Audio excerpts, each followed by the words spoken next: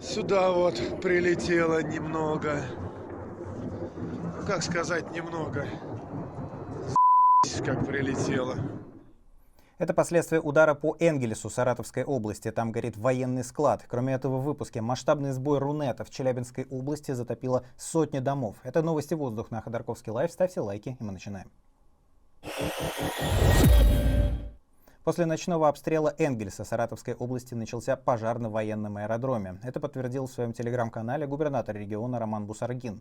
Он также сообщил об эвакуации жителей близлежащих районов. Окрестные СНТ действительно оказались в зоне риска.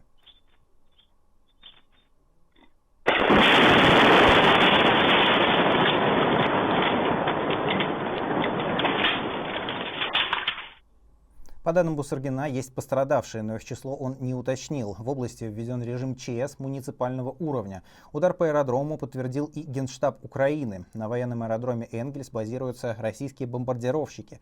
При этом телеграм-каналы, как украинские, так и прокремлевские, пишут, что на авиабазе мог быть уничтожен склад ракет Х-101, предназначенных для ударов по Украине.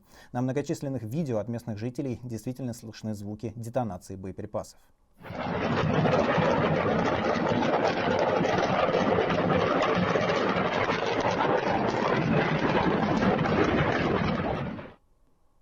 Российские войска днем 20 марта ударили ракетами по Константиновке Донецкой области. По данным Украинской службы по чрезвычайным ситуациям, обстрел производился из систем залпового огня «Смерч». Городская военная администрация сообщила об одном погибшем и 2 раненых. Снаряды попали в складское помещение, там начался сильный пожар. Также повреждены 7 частных домов и линия электропередач. Эммануэль Макрон вслед за Владимиром Зеленским рискует войти в конфронтацию с Дональдом Трампом. Агентство Bloomberg пишет со ссылкой на свои источники, что активную деятельность президента Франции по поддержке Украины в Вашингтоне могут совсем не оценить. Макрон же, по данным журналистов, успешно поднимает свой рейтинг с исторического минимума, но мало кто верит, что он способен переубедить 47-го хозяина Белого дома и смягчить его критическую позицию по отношению к Киеву.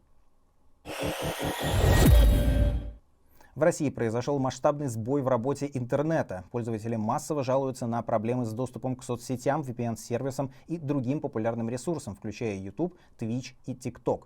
Проблемы наблюдаются у нескольких провайдеров, но больше всего жалоб поступило из Сибири и Урала. Ситуацию прокомментировали в Роскомнадзоре. Там заявили, что перебои связаны, цитата, с использованием иностранной серверной инфраструктуры, что бы это ни значило. Провайдерам посоветовали переходить на отечественные хостинг-платформы. Потоп в Челябинской области. Уже несколько дней экстренные службы не могут справиться с весенним половодьем. Особенно пострадал город Аша на юге Урала. В пресс-службе МЧС рассказали, что стихия затронула сразу 11 регионов, а счет затопленных домов и участков идет на сотни. Погоня со стрельбой произошла в Пермском крае. Водитель «Шевроле Нива» не захотел останавливаться для проверки документов, попытался скрыться от патрульных и выехал на трассу Кунгур-Соликамск, где к погоне подключилась еще одна машина ДПС. В результате полицейские открыли огонь по колесам Нивы, и только после этого водитель остановил машину. Алкотестер показал, что перед тем, как сесть за руль, он выпил примерно 1 бутылку водки.